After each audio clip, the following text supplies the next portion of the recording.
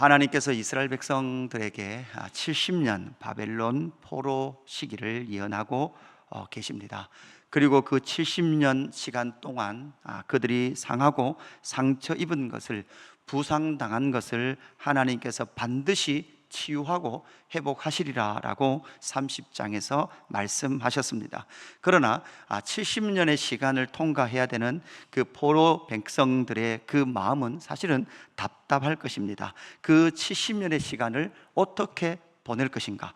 그리고 70년이라는 그 시간이 그 이스라엘 백성들에게 소망이 되고 70년의 시간을 통해 하나님께서 소망이 되게 하시는 회복은 어떻게 나타날 것인가 라는 것을 우리는 오늘 본문에서 살펴보아야 합니다. 우리에게도 바벨론과 같은 포로된 시간과 같은 그러한 시간들이 주어질 겁니다. 그럼에도 불구하고 우리에게 주어진 그 때로는 답답한 시간들을 하나님 앞에서 어떤 소망을 가지고 살아가야 할까요? 하나님은 30장 22절에도 분명히 이렇게 말씀하셨습니다. 너희는 내 백성이 되겠고 나는 너희들의 하나님이 되리라. 그래서 오늘 31장 1절 말씀도 이렇습니다. 여호와의 말씀이라. 그때 내가 이스라엘 모든 종족의 하나님이 되고 그들은 내 백성이 되리라. 하나님은 이스라엘의 왕이십니다. 그리고 이스라엘은 그 왕이신 하나님의 통치를 담아내는 하나님의 백성입니다. 이스라엘 백성들이 상실했던 것이, 잃어버렸던 것이 무엇입니까? 하나님의 나라라는 인식이었습니다. 거룩한 백성, 제사장 나라 되는 하나님이 왕 되시는 그 나라를 조성하신 하나님의 뜻을 잃어버렸던 것이죠. 그래서 하나님은 다시금 그 70년이라는 시간을 통하여서 그 포로 시간, 그 고통의 시간을 통과하는 그 백성들에게 다시금 소망을 주고 계시는 것이죠. 어떤 소망을 주고 계십니까? 그 70년이라는 시간을 소망으로 품고, 소망을 품고 인내해야 될 그 이스라엘 백성들에게 주신 하나님의 소망이 무엇입니까? 첫 번째는 새 출애굽의 백성을 조성하시겠다는 거예요. 새로운 출애굽 백성을 조성하시겠다라는 것을 말씀하고 있습니다. 그래서 2절 말씀에 보면 이렇게 말씀하죠. 여호와께서 이같이 말씀하시니라. 칼에서 벗어난 백성이 광야에서 은혜를 입었나니 곧 내가 이스라엘로 안식을 얻게 하러 갈 때라. 이렇게 말씀하고 있습니다. 그러면서 광야에서 은혜를 입었나니 이렇게 말하는 순간 이것은 다시금 광야를 통과했던 출애굽 백성들의 영광을 다시금 그들 가운데 보여주시겠다라고 말씀하고 있는 거죠. 이스라엘 백성들이 바벨론의 포로로 끌려가는 그 여정은 광야를 통과하는 여정입니다. 그리고 70년이 차면 다시금 바벨론에서 이스라엘로, 예루살렘으로 돌아오는 그 여정도 사실은 광야를 통과하는 그 시간이었습니다. 그래서 하나님은 다시금 애굽에서 종살이하던 그 백성들을 구원하여 내셔서 약속의 땅으로 이끌어 가셔서 하나님의 백성을 조성했던 제1의 첫 번째 출애굽 사건처럼 다시금 바벨론의 포로로 70년 동안 머물러 있었던 그 백성들을 바벨론에서 구원하여 광야의, 은혜의 광야를 통과하게 하셔서 새로운 언약 백성을 조성하시겠다라고 말씀하고 계시는 거예요. 그래서 31장 후반에 가면, 오늘 예레미야 31장 31절에 가면 하나님께서 새 언약을 맺고 새 백성을 만드시겠다. 동일한 시대를 살았던 이 에스겔의 선지자에게도 내가 너희와 새 언약을 맺는다, 새 영을 너희 가운데 줄 것이다, 새 마음을 너희에게 줄 것이다 라고 말씀하시면서 바로 새로운 광야를 통과하는 새 출애굽의 백성을 조성하실 것이다 라고 하나님은 약속하시는 것이죠. 70년의 그 답답한 시간을 어떻게 통과해낼 수 있는가? 바로 하나님께서 새로운 언약 백성, 새 출애굽의 백성을 조성하시겠다라고 말씀하시고, 이 새 출애굽의 백성들은 결국은 언제 온전하게 나타나게 됩니까? 바로 70년이 차서 바벨론으로 돌아온 그 백성뿐만 아니라 신약 성경을 열면 광야에서 누가 소리를 외칩니까? 세례 요한이 광야에서 소리를 외칩니다. 그리고 그들은 요단강에서 세례를 받습니다. 홍해를 건너고 요단강을 건너서 출애굽에서 언약 백성들이 하나님의 나라에 들어갔던 그 첫 번째 출애굽 사건들을 다시금 확인하시면서 광야에 외치는 자의 소리, 그 광야에서 새로운 소리를 외치며 새 언약 백성들을 조성하시고 요단강에서 세례를 받고 이제는 다시금 하나님의 나라 안에서 새 언약 백성을 조성하시는 세례 요한과 예수 그리스도의 사역을 예표적으로 우리에게 보여주고 있는, 그것이 바로 새 출애굽 백성을 조성하시겠다라고 말씀을 하시는 겁니다. 두 번째, 그 70년의 답답한 시간을 어떤 소망을 가지고 살아갈 수 있습니까? 시온에서 여호와께로 나갈 그 길을 조성하시는 하나님의 소망을 붙들며 그 시간을 보낼 수 있는 거죠. 4절, 5절 말씀에 계속해서 반복되는 단어가 무엇인가 하면 4절, 처녀 이스라엘아 내가 다시 너를 세우리니, 다시라는 그 단어입니다. 4절 후반절에도 내가 다시 소고를 들고 즐거워하는 자들과 함께 춤추게 될 것이다 라고 말씀하죠. 5절에서도 내가 다시 사마리아 산들에, 이렇게 말합니다. 이스라엘뿐만 아니라 예루살렘뿐만 아니라 시온뿐만 아니라 내가 다시 사마리아라고 말씀하고 있죠. 사마리아까지도 다시금 뭐 합니까? 회복하시겠다라고 말씀하시는데, 그 회복의 말씀은 6절에 보니까 에브라임 산 위에서 파수꾼들이 외치는 날이 있을 것이라. 이러기를 너희는 일어나라, 우리가 시온에 올라가서 우리 하나님 여호와께로 나아가자 하리라. 다시금 시온에서 여호와 하나님께로 나아가서 여호와 하나님을 노래하고 예배할 때가 있을 것이다 라고 말씀하고 있죠. 다시 시온에 올라가서 여호와께로 나아가자라고 말씀하신 것은 이사야서 2장의 1절부터 4절에서 이미 예언했던 말씀입니다. 많은 백성이 가며 이르기를 오라, 우리가 여호와의 산에 오르며 야곱의 하나님의 전에 이르자. 그가 그 얘기를 우리에게 가르칠 것이라. 우리가 그 길을 행하리라 하리니 이는 율법이 시온에서부터 나올 것이요 여호와의 말씀이 예루살렘에서부터 나올 것임이라. 아멘. 바로 하나님과 주 예수 그리스도를 통하여 우리에게 주신 그 소망의 메시지, 다시금 우리가 시온에 올라가서 우리 하나님 여호와께로 나아가게 될 것이다 라고 말씀하고 있는 거죠.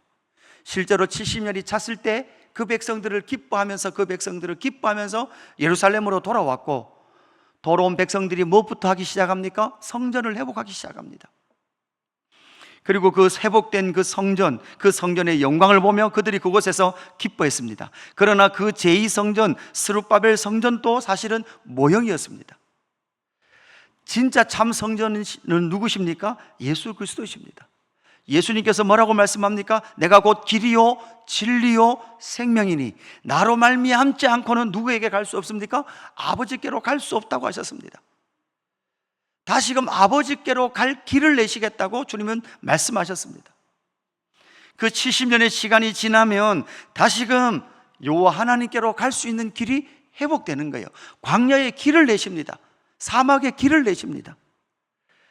그 70년의 시간의 회복, 그 회복은 모형이었고 실체는 바로 예수 그리스도께서 길이요 진리요 생명 되심으로 말미암아 우리가 언제나 예수의 이름을 부르면 하나님 아버지께로 나가게 될 줄로 믿습니다. 마지막 하나는 무엇입니까? 그 70년의 시간을 보내는 자들의 소망은 무엇입니까? 남은 자를 구원하시는 아버지 하나님을 너희가 만나게 될 것이다 라고 말씀합니다. 7절 후반절에 보면 이렇게 말하죠. 너희는 전파하며 찬양하며 말하라. 여호와여 주의 백성 이스라엘의 남은 자를 구원하소서 하라. 이렇게 말씀합니다. 그런데 그 남은 자들은 어디서 모입니까? 8절 보라 나는 그들을 북쪽 땅에서 인도하며 땅 끝에서부터 모으리라. 여러분, 하나님께서 흩으십니다. 흩으셔서 뭐합니까? 흩어진 땅에서 남은 자를 남겨놓으십니다. 그래서 70년이 차면 그 흩어진 땅에서 열방에서 모일 것입니다. 그러나 이 언약도 이 약속도 우리는 잘 알고 있습니다. 이 70년이 차서 바벨론 페르시아에서부터 돌아온 백성들 뿐만 아니라 이 예언은 결국 우리가 사도행전을 묵상해 본 결과 하나님께서 히브리인들을 유대인들을 온 땅으로 흩으셨고 그 온 땅에 흩어진 유대인들에게 하나님은 누구를 보내셨습니까? 바울을 보내셨고 많은 선교사들을 보내셔서 그 백성들이 다시금 회당을 중심으로 해서 남은 자들을 하나님께서 부르셨고 그 백성을 다시금 예수 그리스도를 만나며 주님의 몸된 교회를 열방 가운데 세우셔서 그 모든 열방이 하나님께로 돌아오는 그 영광의 일을 성취하셨다라는 것을 우리는 사도행전을 통해서도 만나게 되었습니다. 8절 다시 보십시오. 보라, 나는 그들을 북쪽 땅에서 인도하며 땅 끝에서부터 모으리라. 그들 중에는 맹인과 다리 저는 사람과 잉태한 여인과 해산하는 여인이 함께 있으며 큰 무리를 이루어 이곳으로 돌아오리라. 그런데 그렇게 돌아오게 하시는 하나님은 어떤 분이십니까? 그들이 울며 돌아오리니 나의 인도함을 받고 강구할 때에 내가 그들을 넘어지지 아니하며 물 있는 계곡에 곧은 길로 가게 하리라. 나는 이스라엘의 아버지요. 이렇게 말씀하죠. 여러분, 하나님은 어떤 분이십니까? 이스라엘의 아버지십니다. 하나님의 나라의 왕일 뿐만 아니라 바로 이스라엘의 아버지요, 에브라임은 나의 장자니라, 이렇게 말씀하고 계시는 것이죠. 결국은 어린 양이 어디로 인도하든 따라가고 그 어린 양이 인도하신 대로 따라가는 그들이 바로 하나님의 자녀들입니다. 바로 하나님은 우리의 아버지 되십니다. 하나님의 사랑은 변함없으십니다. 남은 자를 기어이 구원하시는 그분은 바로 하나님 아버지이신 줄로 믿습니다. 우리의 아버지 되신 하나님의 섭리와 하나님의 주권을 인정하며 하나님의 통치, 하나님의 다스림을 받아가는 저와 여러분의 삶이 되기를 소망합니다. 사랑하는 성도 여러분, 이 땅을 살아가는 우리의 삶 가운데는 때로는 바벨론과 같은 답답한 70년의 시간이 있을 겁니다. 여러분, 그때 우리는 어떤 소망을 붙들어야 합니까? 우리 주 예수 그리스도를 통하여 새 언약의 백성, 새 출애굽의 백성을 조성하셨다라는 믿음을 가지는 저와 여러분 되기를 주님의 이름으로 축복합니다. 그뿐만 아니라 우리 주 예수 그리스도를 통하여 하나님 아버지께로 갈 수 있는 길을 내셨다는 것을 믿고 답답한 일을 만날 때마다 우리 주 예수 그리스도의 이름을 부르셔서 하나님 아버지께로 날마다 나아가는 저와 여러분 되기를 주님의 이름으로 축복합니다. 그래서 하나님 아버지가 주시는 그 소망, 하나님 아버지께서 주시는 그 소망을 붙드는 저와 여러분의 삶이 되기를 주님의 이름으로 축복합니다. 아버지 하나님 감사합니다. 하나님은 기어이 바벨론으로 그들을 보내시고 열방 가운데로 그들을 흩으셨지만 그 백성들을 다시금 이스라엘 땅으로 들이셔서 새 출애굽의 백성을 조성하신다고 말씀하셨습니다. 하나님, 그때는 새 영을 주실 것입니다. 새 마음을 주실 것입니다. 새 영을 주셔서 새 언약의 백성을 조성하신다고 약속하신 그 약속이 신약의 성도인 우리 가운데 성취된 줄로 믿습니다. 하나님, 날마다 그 성령의 충만을 받게 하여 주옵소서. 날마다 예수 그리스도의 이름을 부름을 통하여 하나님 아버지께로 나아가는 새 언약의 백성의 삶을 살 수 있도록 인도하여 주옵소서. 하나님은 나의 아버지가 되시고 나는 그의 자녀가 되어서 날마다 아버지 하나님의 뜻을 품고 살아가는 우리의 삶이 될 수 있도록 역사하여 주옵소서. 하나님, 혹 하나님 아버지의 사랑을 의심하는 자들이 있습니까? 삶의 현실이 흔들렸다고 생각하며 하나님 사랑을 또한 의심하는 자들이 있다면 다시금 우리 주 예수 그리스도와 하나님 아버지의 풍성하신 사랑에 매이는 믿음의 지체들 될 수 있도록 인도하여 주옵소서. 감사함을 드리며 구주 예수 그리스도 이름으로 기도드리옵나이다. 아멘.